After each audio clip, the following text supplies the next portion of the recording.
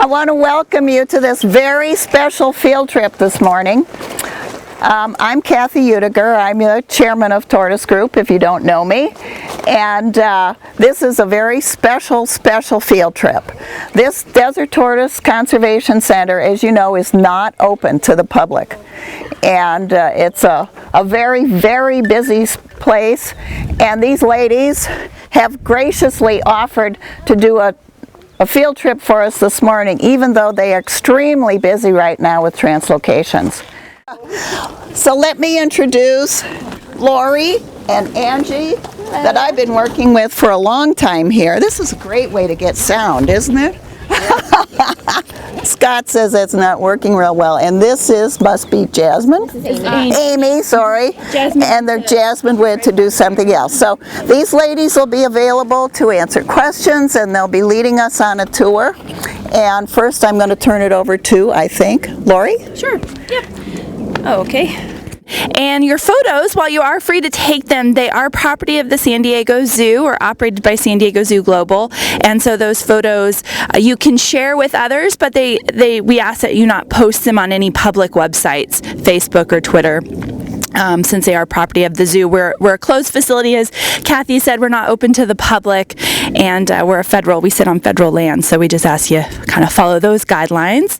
So the center, been here since 1990. The San Diego Zoo came in 2009 and took over operations. We're a multi-agency operation, so we're operated by San Diego Zoo Global, but we work with Nevada Department of Wildlife, U.S. Fish and Wildlife Service, and Bureau of Land Management. The land that and the buildings are all BLM, land and buildings, and of course Fish and Wildlife regulating the desert tortoise being a threatened species. We've all been here various years and kind of heading into our last year here, so we'll be closing at the end of December. And so we're kind of gearing up for that shutdown, which I know Kathy's probably already talked a little bit about, or you've heard in media about the center. So if you have questions about that, we're happy to answer those as we're walking through. But could you tell us how many tortoises you have on site now? Sure. So we're about a 222 acre facility. We have about 1,100 currently on site. That's what I thought. Yep, roughly about 1,100. Various ages and sizes. So. Over here we have our quarantine pens. Really every pen on site is a quarantine pen, but those pens are historically known as quarantine, so we call those quarantine pens. Those are also where we have our hatchling pens as well.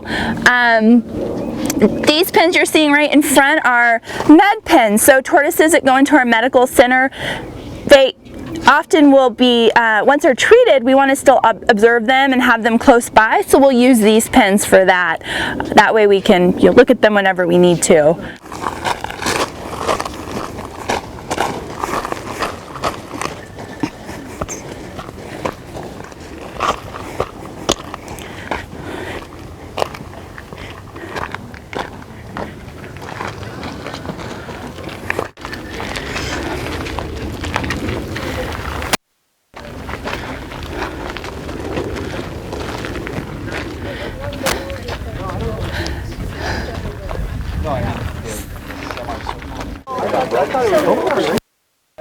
So this just seems like a horrible waste to say for the BLM or potential funding places to just say, oh, well, we're just going to shut it down.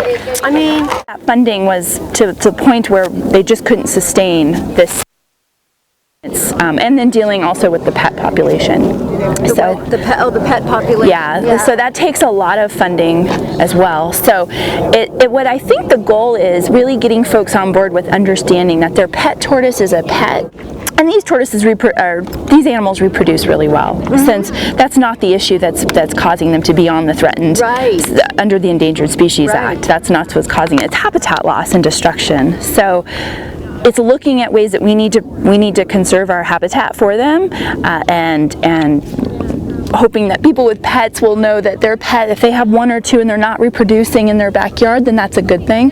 People don't always understand when they come in here. We do find hatchlings on site. That's because tortoises came in. Females are already impregnated. Had that sperm storage where they can hold sperm for a long period of time. Really good. really not a good thing for a pet population, Right, 'cause you can't but know it is. who's got the secret. And Yeah, female, you can't ask her. No. You know, have you? if you could, she wouldn't tell you. Exactly. That's right. So it's one of those tricky things, and looking at ways to basically spay or neuter your tortoise. It's becoming, hopefully there will be a good procedure in the next couple years that's not so invasive and it's actually cost effective, so that people who have them as pets can take their female. The females are obviously the worst offenders. They can do both, but females being the egg producers. Right. So and get them basically spayed. Right. Even Or if they sterilized. could do it chemically, right? Well, they've done some research into, into chemical, but I don't think that they've found anything that works for these animals that's really consistent. But there is a procedure that's pretty low invasive procedure that's being worked out. We've actually worked with the University of Georgia, and they're doing some work there into basically sterilizing them. Well, do they try to like block their tubes or something so they don't have I believe they just remove the whole. They just remove all the reproductive organs. ovary and the whatever is but they only have one opening, so of course they can't block that off because they only have one. Right, they have the cloaca, which is a multi-use opening, Right.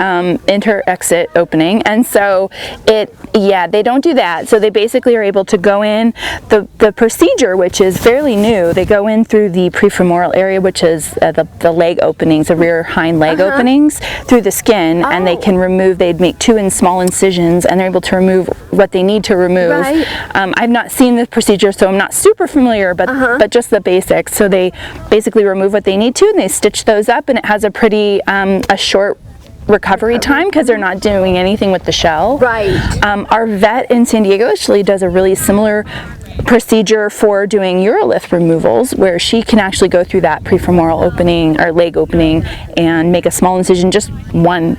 I believe she only has to go through one side, not both, and she can break down the bladder stone and remove it in small pieces, rather than it used to be they had to cut their shell, take a portion of the plastron, and then put it back, and then basically hope it would heal eventually, but it's a much longer recovery because that shell has to mend back with with the. No, I think what people often don't realize too when it comes to tortoise recovery or tortoise protection, when it comes to the desert tortoise being a protected species, is understanding what that means for the habitat and looking at them as an umbrella species or a flagship species. So while they are extremely important to the Mojave Desert in that they fulfill some really important roles, seed dispersal and burrow construction for other animals to use, that's really important to keep the Mojave, so they can be considered a keystone species, where if they're taken out of that habitat, the habitat starts to decline and degrade over time. Exactly. But also looking at them as an umbrella species and a flagship species.